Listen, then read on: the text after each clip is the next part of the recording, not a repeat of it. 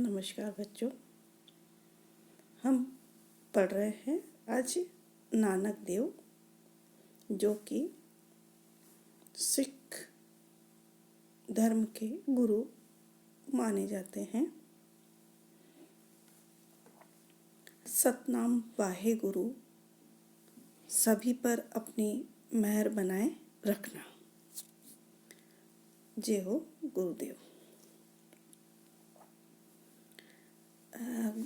नानक के बारे में डॉक्टर हजारी प्रसाद द्विवेदी ने लिखा है, मध्य युग के जिन महात्माओं ने भारतीय धर्म, साधना और समाज व्यवस्था को गंभीर भाव से प्रभावित किया है, उनमें गुरु नानक देव का स्थान प्रमुख है। वस्तुतः मध्यकालीन संत साहित्य में गुरु नानक का महत्व कबीर के सम्मान ही है, और कबीर के सम्मान ही उन्होंने व्यष्टि के लिए विवेक, वैराग्य, भक्ति और ज्ञान की अनिवार्यता पर बल दिया है, और समष्टि के लिए उन्होंने सदाचार, संयम, सामाजिक उन्नयन की भावना की स्थापना की है। गुरु नानक का जन्म पूर्णिमा के दिन माना जाता है, कार्तिक पूर्णिमा में माना जाता है। अलग अलग कई विद्वानों में आपस में उनके जन्म के संबंध में मतभेद है। कोई 1526 मानता है, कोई 1476 मानता है।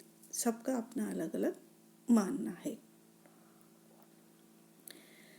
गुरुदेव का जन्म पंजाब के तलवंडी नामक गांव में कालू राम खत्री के यहाँ पर हुआ था, और गुरुदेव यानी नानक सिख धर्म के प्रवर्तक माने जाते हैं।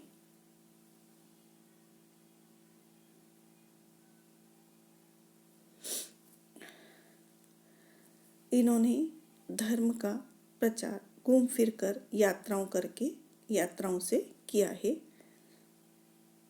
धर्मपरायण नानक प्रतिवर्ष तीर्थ यात्रा करने जाते थे। बचपन से ही इनका रुझान शांत, मनशील और साधु जीवन की ओर रहा है। यह सीधे साधु सज्जन जीवन व्यतीत किया है और सत्संग इन्होंने किया है। इनका विवाह भी हुआ और इनके 2 पुत्र भी हुए, पर इनका मन गृहस्थी में और व्यवसाय में कभी भी नहीं लगा है। ये प्राय देश के भ्रमण के लिए निकल जाया करते थे, और वहाँ भिन्न भिन्न धर्मों, संप्रदाय के साधु संतों, विद्वानों आदि का सत्संग होता रहता था। इन्होंने बचपन में ही पंजाबी, हिंदी, संस्कृत और फारसी पढ़ी थी,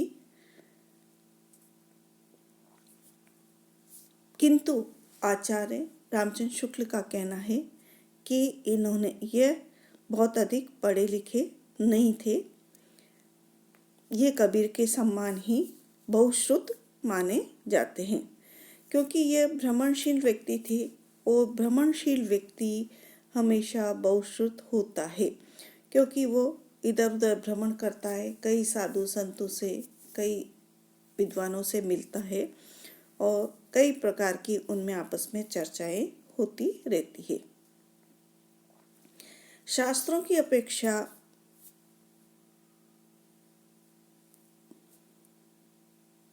अपने अनुभव से अर्जित ज्ञान पर अधिक अवलंबित रहते थे। नानक की एक ये विशेषता थी कि वह सिख धर्म का प्रवर्तक होने के कारण इनके संबंध में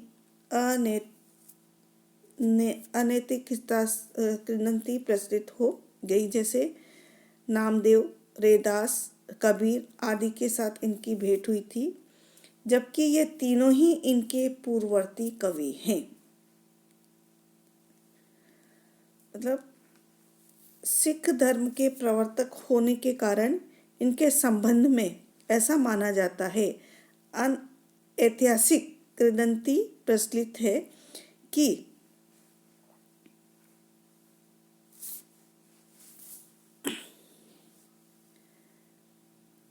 यह नामदेव, रैदास, कबीर आदि के समकालीन माने जाते हैं, जबकि ये तीनों ही इनसे पूर्ववर्ती रहे हैं। ये एक भक्त कवि भी थे और भक्ति भावना में विह्वल रहते थे।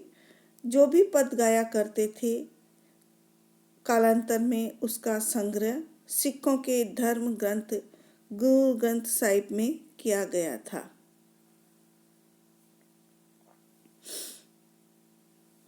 कबीर के सम्मानी है निर्गुण निराकार ब्रह्म के उपासक थे।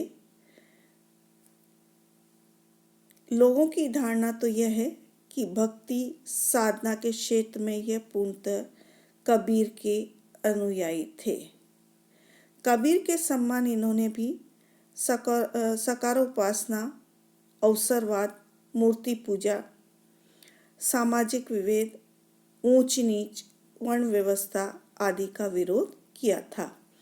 परंतु उनके इस विरोध में कबीर की भी अक्खड़ता, कटुता और निर्मलता न होकर शांत, सौम्य, उदार विरोध का रूप झलकता है।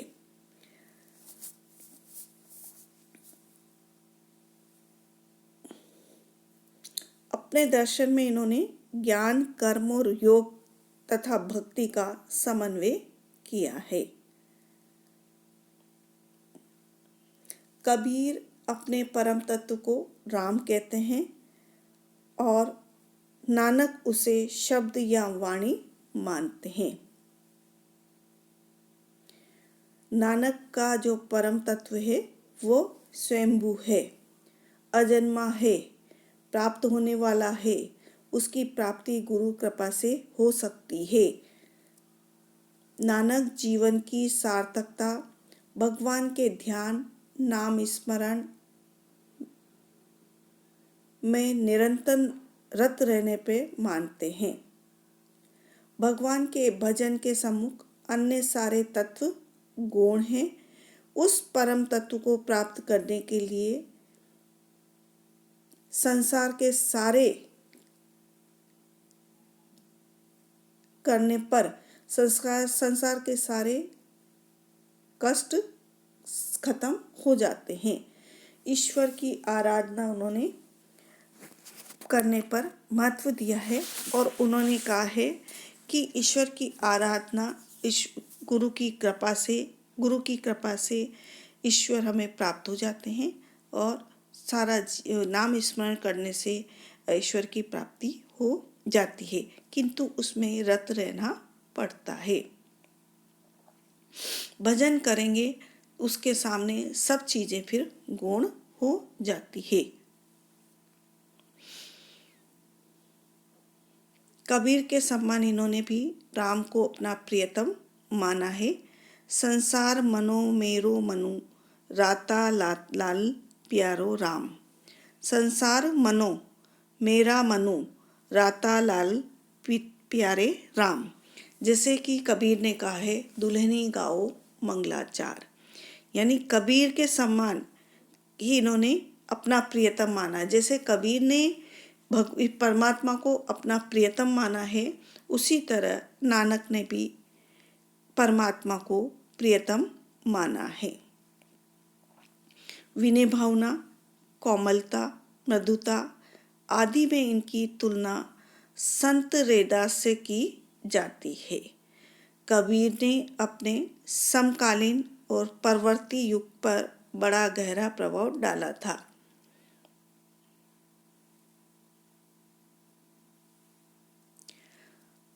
और कबीर से भी अधिक प्रभाव नानक का अपने युग पर रहा है, क्योंकि उन्होंने एक ऐसे धर्म की नींव डाली है जिसमें सबको समान स्थान और समान अवसर प्राप्त होते हैं,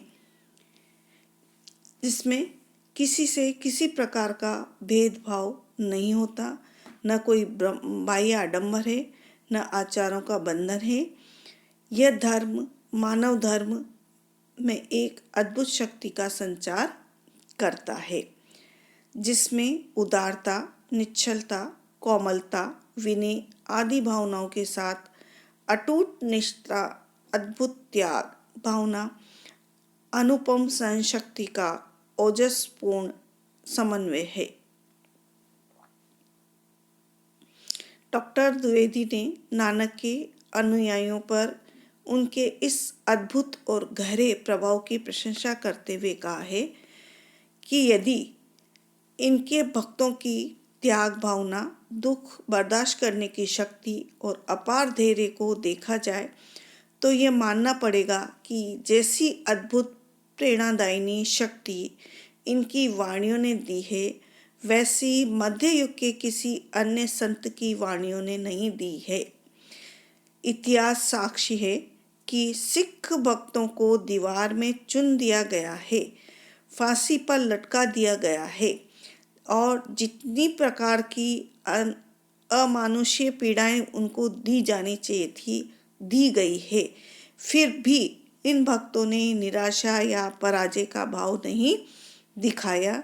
जिन वाणियों में मनुष्य के अंदर इतना बड़ा अपराजय आत्मबल और का भाव है, वो कभी न समाप्त होने वाला साहस प्राप्त हो सकता है।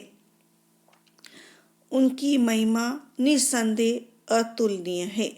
सच्चे हृदय से निकले हुए भक्त के अत्यंत सीधे उद्गार और सत्य के प्रति दृढ़ रहने के उपदेश कितने शक्तिशाली हो सकते हैं, यह नानक की वाणियों से स्पष्ट होता है।